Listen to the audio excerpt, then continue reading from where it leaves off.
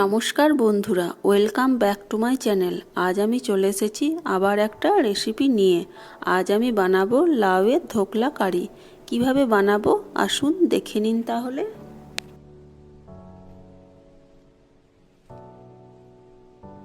আমি 300 গ্রাম লাউ নিয়ে নিয়েছি, কেটে ধুয়ে পরিষ্কার করে।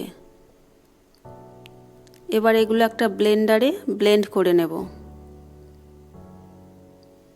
আমি ওভেনে একটা তাওয়া বসিয়ে দিয়েছি, এর মধ্যে 1 চামচ সরিষার তেল দিয়ে দিলাম, সামান্য গোটা জিরে দিয়ে দিলাম, হাফ চামচ সরিষা দিয়ে দিলাম, একটু নাড়াচাড়া করে ভেজে নিলাম। এবার লাউয়ের পেস্টটা এর মধ্যে দিয়ে দিলাম,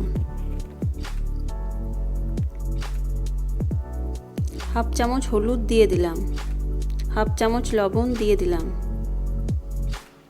1 চামচ আদা বাটা দিয়ে দিলাম, 2 চামচ বেসন আমি জলে গুলে রেখেছিলাম, এটা এর মধ্যে দিয়ে দিলাম। ভালোভাবে নাড়াচাড়া করে আমি সব একসাথে মিশিয়ে নেব। এবার আমি প্রায় 10 মিনিট ধরে ভালোভাবে নাড়াচাড়া করে এর জলটা আমি শুকিয়ে নেব। জলটা শুকিয়ে গেছে, মিশ্রণটা একটু আঠালো মতো হয়ে গেছে। এবার এটা আমি নামিয়ে নেব। একটা থালা নিয়ে নিয়েছি, থালাতে আমি অয়েল ব্রাশ করে নেব।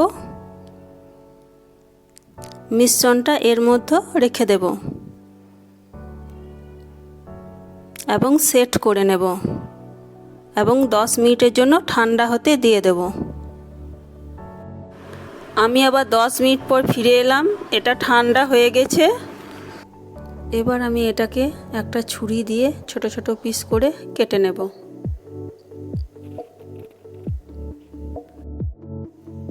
আমি ওভেনে একটা তাওয়া বসিয়ে দিয়েছি, এর মধ্যে 1 চামচ সরিষার তেল দিয়ে দিলাম। তেলটা ভালোভাবে গরম করে নিলাম। এবার ধোকলাগুলো এক একটা করে তাওয়ার মধ্যে দিয়ে দেব। এবার আমি উল্টিয়ে নেব।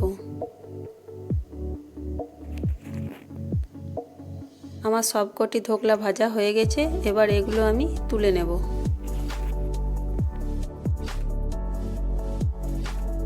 আমি তাওয়াতে আবার 1 চামচ তেল দিয়ে দিলাম, তেজপাতা, শুকনো লঙ্কা, কয়েকটা এলাচ, দারচিনি ও লবঙ্গ দিয়ে দিলাম ও সামান্য হিং দিয়ে দিলাম। একটু নাড়াচাড়া করে ভেজে নিলাম। একটা মিডিয়াম সাইজের টমেটো কুচিয়ে রেখেছিলাম, এটা এর মধ্যে দিয়ে দিলাম। 2 মিনিট মতো নাড়াচাড়া করে ভেজে নিলাম এবং টমেটোগুলো একটু নরম হওয়ার জন্য 1 মিনিটের জন্য একটা ঢাকনা দিয়ে দিলাম। আমি আবার 1 মিনিট পর ফিরে এলাম। টমেটোগুলো একটু নরম হয়ে গেছে। এবার এর মধ্যে 1 চামচ আদা বাটা দিয়ে দিলাম, হাফ চামচ জিরে ও হাফ চামচ ধনে গুঁড়ো ও পরিমাণ মতো হলুদ দিয়ে দিলাম, হাফ চামচ কাশ্মীরি লঙ্কার গুঁড়ো দিয়ে দিলাম ও সামান্য জল দিয়ে দিলাম।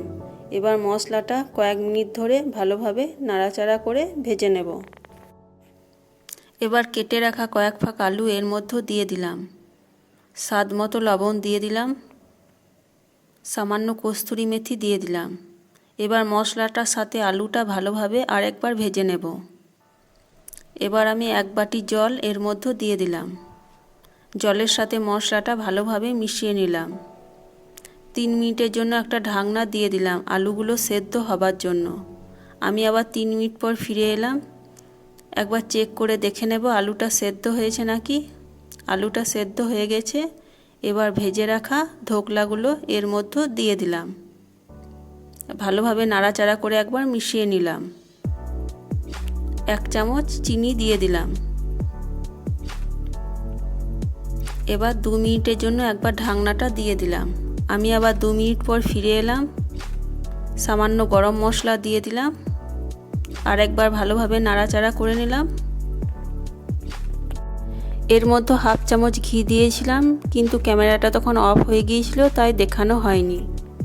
বন্ধুরা, আমার যদি রান্না আপনাদের ভালো লেগে থাকে তাহলে অবশ্যই লাইক, কমেন্ট ও শেয়ার করবেন এবং সাবস্ক্রাইব করে পাশে থাকবেন।